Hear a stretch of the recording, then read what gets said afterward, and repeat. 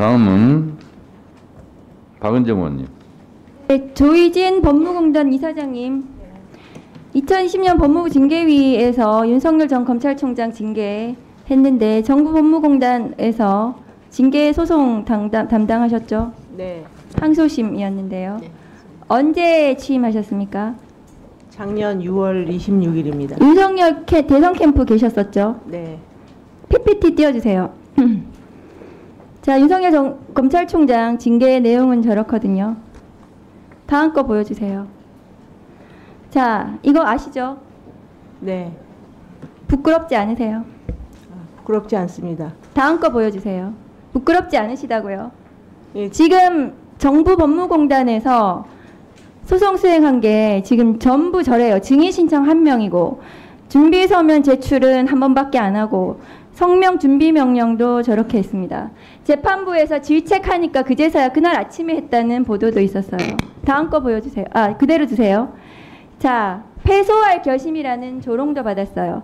짜고 치는 고스톱이라는 조롱도 받았습니다. 그리고 하도 재판부에서 답답하니까 지금 정부 법무공단 변호사한테 좀 요령 있게 제대로 좀 물어봐라 이렇게 재판부가 나서서 하기도 했습니다. 정부 법무공단이 국민의 혈세로 일하시는 데잖아요. 정부가 소송 수행하면서 저렇게 소송 수행하시면 됩니까? 그거 한동훈 장관이 저렇게 하라고 시켰습니까? 대답하십시오. 네. 한동훈 장관이 시켰습니까? 저렇게 함부로 아무렇게나 소송 수행하라고. 윤석열 대통령이 시켰습니까?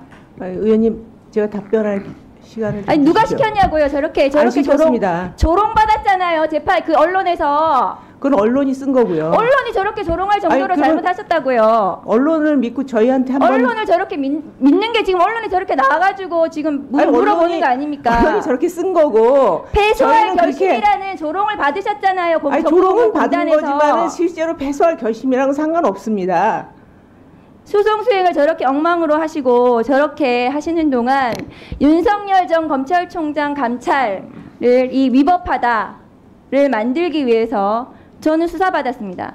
알고 계시죠? 그럼에도 불구하고 법원에서는 1심과 2심 모두 제가 수행한 감찰은 모두 적법했다고 판단을 받았습니다. 그런데 항소심에서 징계 절차가 일부 위법하다는 걸로 항소심이 취소됐죠. 징계 처분이. 그런데 2023년 12월 29일 법무부는 상고를 포기합니다. 정부 법무공단에서 소송 지휘를 받으셨을 텐데요. 이사장님이 상고 포기 의견 내셨습니까? 상고 포기 의견은 저희가 낸 적이 없고요. 그러면은 법무부에서 냈나요? 법무부에서 저희가 통보를 받았습니다. 받았습니까? 네. 그러면 법무부 당시에 한동훈 장관 없었거든요. 이노공 차관이 그렇게 통보했습니까? 지시했습니까? 뭐 이노공 차관이 직접 했는지는 모르겠고 저희 담당 변호사한테 전화가 왔다는 보고를 받았습니다. 네. 신자영 법무연수원장님 당시 검찰국장이셨죠? 네. 법무부 상고 포기 누가 결정했습니까? 죄송한 사항 알고 있습니다. 그럼 누가 결정했는지 알고 계십니까? 아닙니다. 이노공 차관입니까? 한동훈 장관이 나가서도 그렇게 지휘했습니까? 그건 제가 말씀드릴 사항도 아니고 검찰국장인데 그것도 모르세요? 회의하셨을 거 아닙니까? 법무실 소관 사항입니다. 법무실에서요? 네. 이노공 차관입니까 그러면? 그렇게 알아도 되겠습니까? 법무실 소관 사항이었습니다. 자, 이 사건 1심에서 윤석열 검찰총장의 중대비위가 인정이 된다. 면직 이상의 중대비위에 해당한다. 감찰과 징계 모두 적법하다. 집행정지 재판에서도 감찰과 징계는 모두 감찰은 모두 적법하다는 판단을 받았습니다. 그럼에도 불구하고 항소심에서 감찰은 적법하지만 징계 절차가 일부 위법하다는 이유로 취소가 됐어요. 1심과 2심의 극단적인 판단이 났습니다. 그러면 당연히 상고를 해야 됩니다. 상고를 포기한 부분에 대해서 이 부분에 대해서 법적인 책임을 법무부는 져야 될 것입니다. 법무부 장관님. 예. 자, 이 사건 제가 오늘 라임 술접대 검사 1분만 더 주십시오. 네. 법무부 감찰 담당관 당시에 라임 술접대 검사 3명 제가 직접 감찰했습니다. 그런데 서울 남부지검에서 99만 원 술접대 검사들 불기소하고 99만 원 세트로 불기소하고 1명만 기소했어요. 그런데 오늘 대법원에서 유죄 취지로 파기환송됐습니다. 이 검사들 징계 어떻게 하실 건가요? 검찰은 그 죄가 된다고 기소를 했었고 상고심에서 징계 어떻게 하실 거냐고요, 징계는 법무부 장관이. 지금 결과 이게 징계 제대로 안 되고 있잖아요. 제가 이거 징계해야 된다고 그렇게 법무부에서 징계가 얘기했는데 중지가 되어 있지 법무부에서 않습니까? 징계 아직도 안 하고 있어요. 이 술 접대받은 검사들이요. 위원님도 잘 아시다시피 재판이 계속 진행된 저는 재판 경우에 수사 중인데 왜 해임했습니까? 징계- 그러면 저는 징계가 수사 되는 경우가 중인데 있지 않다. 재판 중이지도 않았는데 왜 해임했습니까? 징계를 왜 술접대 검사들은 징계 중지하고 저는 왜 해임합니까? 그 왜 형평이 안 맞습니까, 장관님? 그러니까 검찰이 욕먹는 겁니다. 검찰이 김건희 여사 그렇게 하시면 검찰 없어질 수도 있습니다. 잘 판단하세요. 검찰을 제대로 지휘하셔야 됩니다. 장관님이 검찰 문 닫는 법무부 장관이 되실 수도 있어요. 이상입니다. 저희 의원님, 네. 저 답변을 할 수 있었으면 합니다, 위원장님. 네. 답변 잠깐 하세요. 그 언론에 나와 있는 것은 물론 이제 공판에 이제 참여한 기자가 쓴 것인데 사실과 다른 부분이 사실 많습니다. 물론 이제 의원님께서 감찰에도 관여를 하시고 또 1심에서 그 인정이 됐던 것이 항소심에서 패소한 부분에 대해서 그렇게 생각하시는 부분 충분히 이해를 합니다. 그런데 저희가 그 패소할 결심을 한다고 해서 행정소송이 패소하는 그런 시스템은 아니고요. 그리고 아까 그 저희가 준비 서면을 한 번 냈다고 그러는데 사실 여덟 번을 냈고 1심 변호사 승소를 이끌었던 그 변호사의 준비 서면과 1심의 그 변론 요지서를 그러니까 의견을 한 번도 수정한 적이 없고 다 유지가 된 상태입니다. 그리고 그 법원 물론 이제 경위가 어떻든지 간에 재판장으로부터 당일날 의견서를 낸 부분에 대해서 지적을 받은 부분에 대해서는 저희가 상당히 유감스럽게 생각하고 죄송하다는 말씀드립니다. 네, 이상입니다. 자, 이사장님. 그 신문 제목에 패소할 결심 이렇게 제목을 뽑았잖아요. 네. 그거는 저게요. 단순한 조롱이 아니라 저 언론으로서는 핵심의 본질을 꿰뚫은 거예요. 그러면 거기에 대해서 동의하지 않으면 정정보도 신청이라든가 항의한 그런 기록이나 자료 있습니까? 사실은 패소할 결심 이것은 제가 취임하기 한 1년 전부터 나와 있는 그런 언론의 기조였고요. 네. 뭐 이미 그러니까 언론에 항의라든가 정정보도 신청이라든가 반론보도 신청을 하신 적이 있냐고요. 그것은 안 했습니다. 그러면 암묵적 인정 아니에요. 왜냐 언론에 항의를 해봤자 또 당하니까 그게 두려워서 못한 거 아니에요?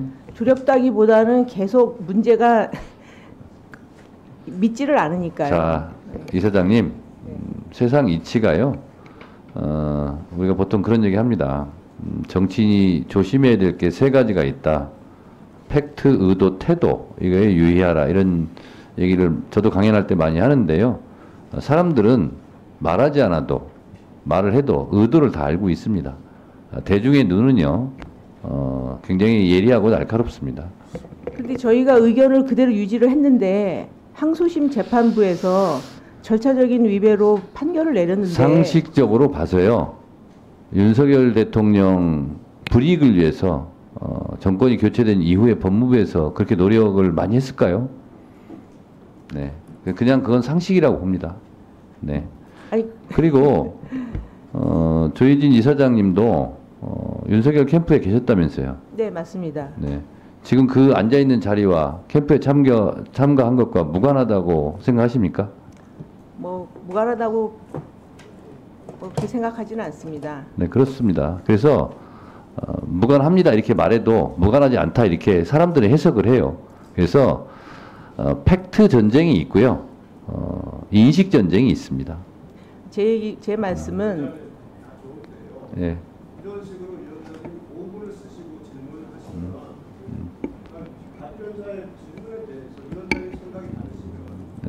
질의 시간을 받으셔서 질문하셔야죠.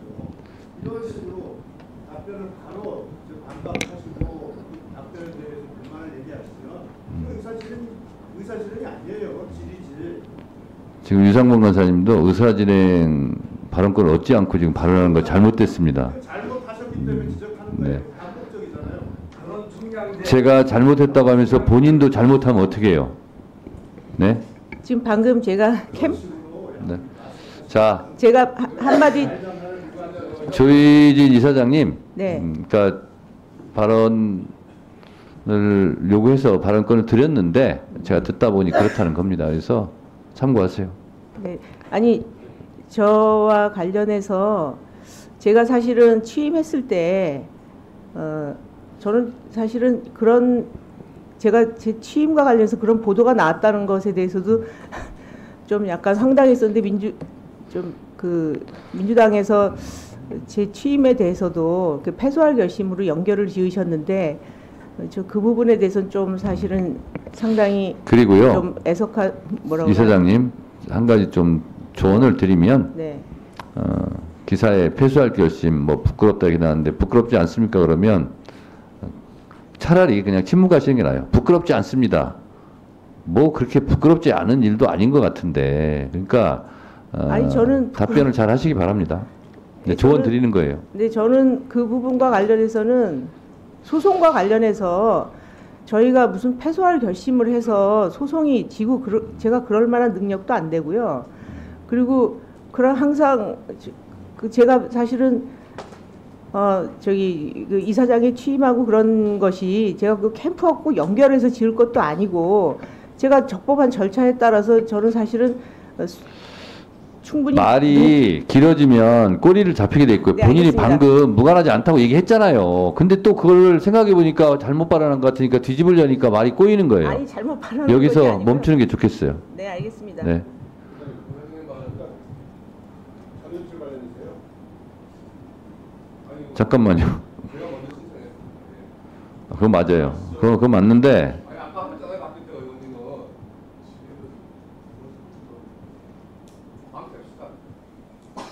자 그러면 의사진행 발언이에요. 짧게 1분만 하세요. 그러면 길게 할 필요도 없어요. 네, 1분만 하세요. 제가 국회 본회의 무제한 토론 때도 지적을 했고 법사위에서도 지적을 했는데 늘 이해 충돌이 저는 우려됐었습니다. 어제 대법원 재판